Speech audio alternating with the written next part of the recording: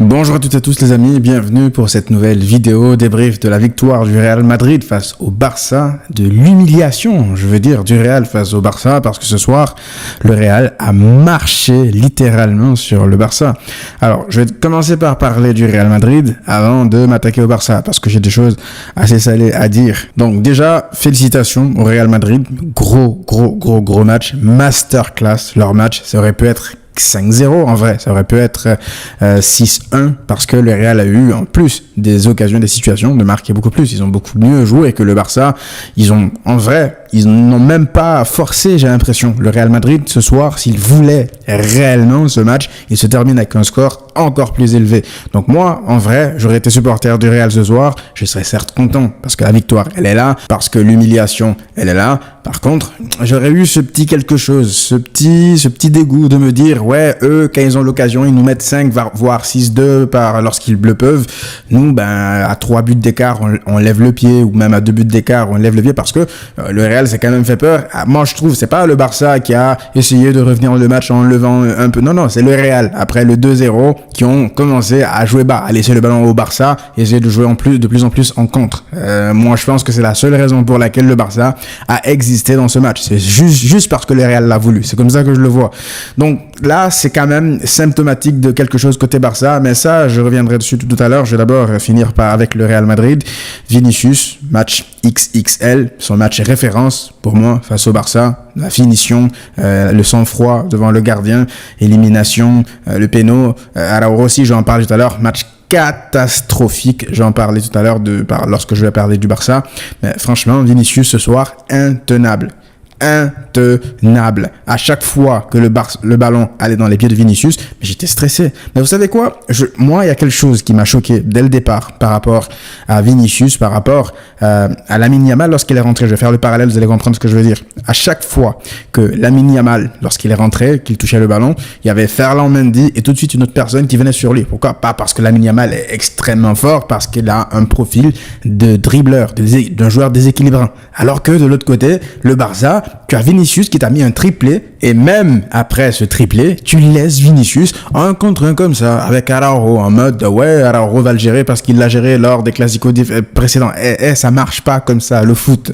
Au bout d'un moment, tu vois qu'Araujo, déjà, il est pas dans un match.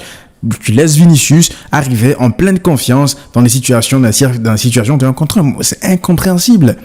Vinicius aujourd'hui, c'est plus un joueur lambda comme il y a 3, 4, 5 ans lorsqu'il ratait tout devant. Vinicius, c'est un joueur qui a totalement changé. C'est l'un des meilleurs joueurs du monde. On peut se le dire.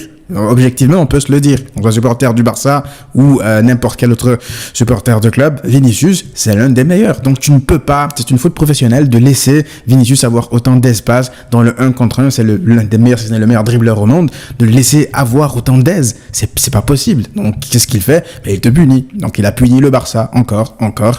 Et encore, Rodrigo aussi, qui fait un match incroyable, un but, une passe décisive. Il fait toujours, j'ai l'impression qu'il fait toujours les bons choix avec le ballon. C'est un joueur intelligent, c'est un joueur rapide. En fait, le Real, ils ont des joueurs rapides et le Barça a commis l'erreur de laisser une ligne défensive.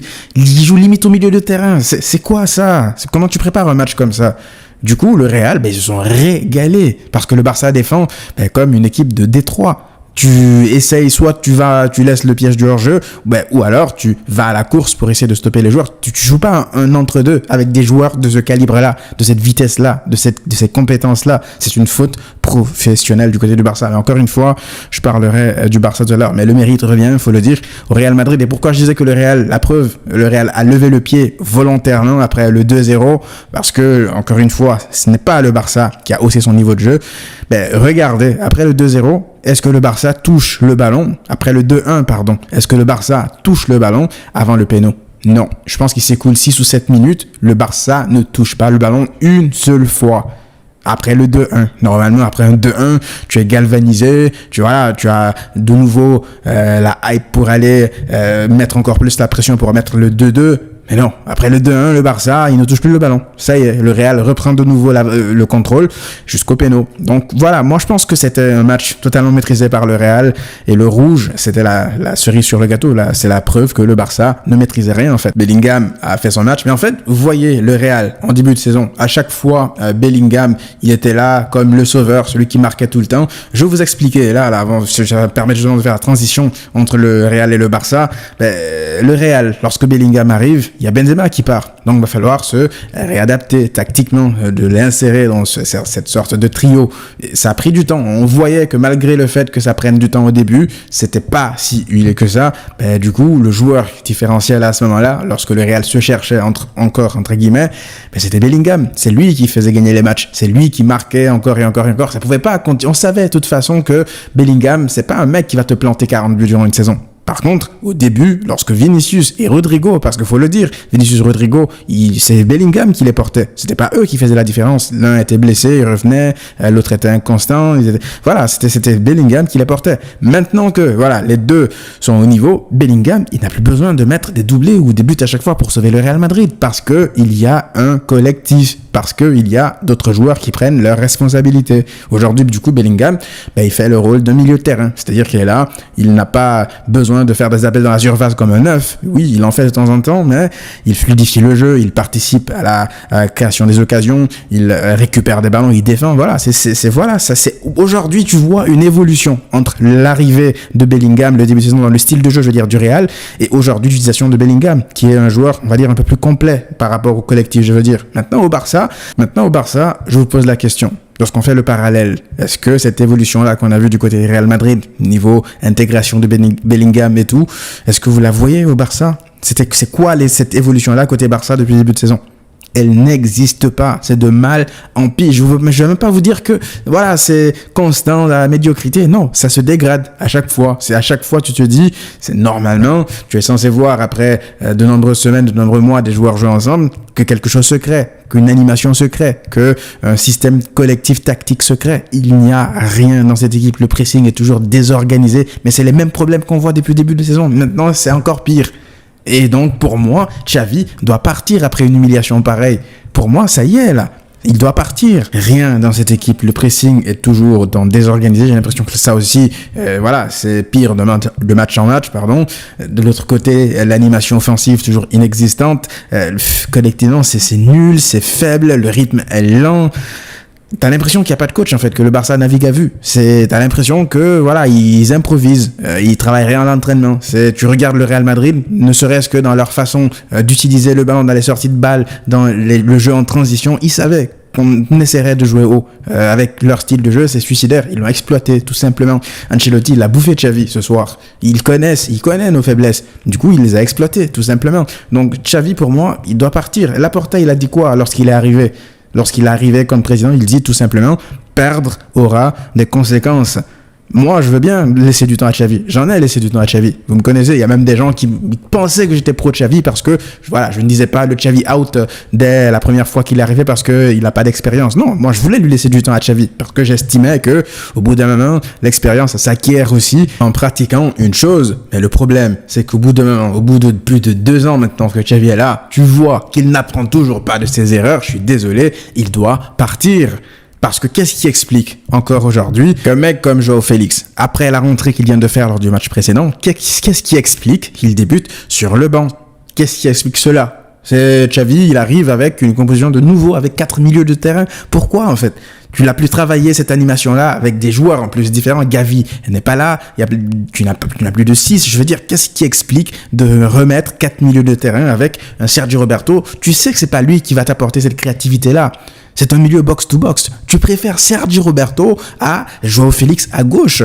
Et encore, Ferran Torres à droite, je peux comprendre parce que tu veux pas lancer Lamine Yamal parce que il a 16 ans, la pression, il doit pas prendre cette pression-là, je peux comprendre. Ferran Torres à droite. Mais Joao Félix débutait sur le banc. Et en parlant justement de méritocratie, Joao Félix, après son entrée lors du match précédent, s'il méritait de débuter sur le banc ce soir, je veux dire, c'est ton seul joueur. Tu sais qu'il a du talent. En vrai, il a du talent, Joao Félix, mais c'est juste la motivation son problème. Il te sort un gros match. Si Joao Félix ne se motive pas lui-même pour un classico, quand est-ce qu'il se motive? Du coup, tu le laisses sur le banc comme ça. Tu préfères Roberto. Moi, je vous l'avais dit ici, Roberto, si jamais il doit rester par exemple au Barça, c'est uniquement pour un rôle de joueur de rotation, c'est-à-dire dans les petits matchs, pas dans des matchs importants comme ça où tu préfères mettre un joueur comme Joao Félix sur le banc pour lui. À ce moment-là, et lui et Xavi, ils doivent partir. Je suis désolé, c'est quoi ça?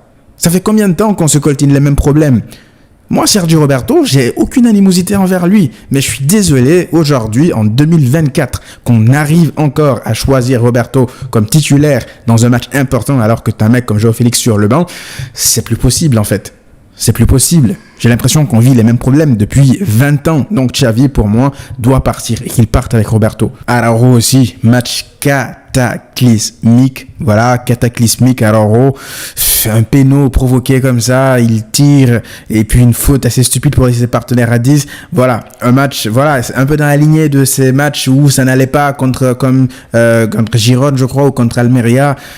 Voilà, il est pas du tout serein cette saison. Il fait beaucoup plus d'erreurs que d'habitude. Je l'ai dit la dernière fois. À chaque fois que lui, il fait une erreur ou qu'il se fait éliminer, ben ça se voit tout de suite parce qu'il n'a pas l'habitude de le faire. Araujo nous a pas habitués à des matchs pareils. Il nous a pas habitués à ça. Supplément rouge comme ça, une faute inutile, proche du milieu comme ça.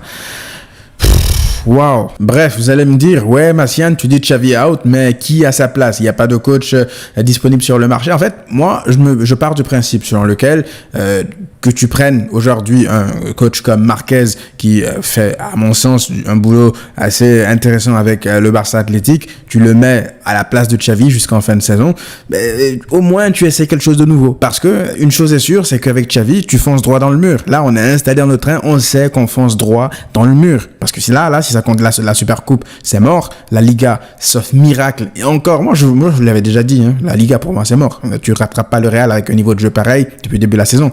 Et la Ligue des Champions, on le sait tous les amis. Là, on continue comme ça, on va juste se faire humilier. Même si par miracle on passe Naples parce que eux aussi ils sont au fond du trou, on va se faire humilier en Ligue des Champions. Si on continue avec Xavi dans ce sens-là, là. Donc il faut faire bouger les choses maintenant. Ça te donne un peu de temps en plus pour préparer le match contre Naples avec Marquez. Et dans le pire des cas, en fin de saison, tu décideras, si jamais Marquez fait beaucoup mieux, on sait jamais, des histoires comme ça peut arriver. Parce que moi, le truc c'est que Xavi, j'en peux plus en fait. Donc pour moi, c'est maintenant qu'il faut réagir. C'est maintenant si on doit, je dirais même pas en fait sauver la saison, mais plus peut-être même pour préparer la saison prochaine. C'est-à-dire que, supposons que Marquez arrive, que ça ne se passe pas bien jusqu'en fin de saison, durant l'été, tu pourras te poser pour chercher un coach de haut calibre, de haut standing, avec de l'expérience, pour venir durant l'été. Mais là, avec Xavi, on fonce droit dans le mur. Donc c'est pour ça que pour moi, il faut réagir, tout simplement. Donc perdre aura des conséquences. La balle est en ton camp, monsieur Johan Laporta. Donc voilà les amis, prenez tous soin de vous et à très vite.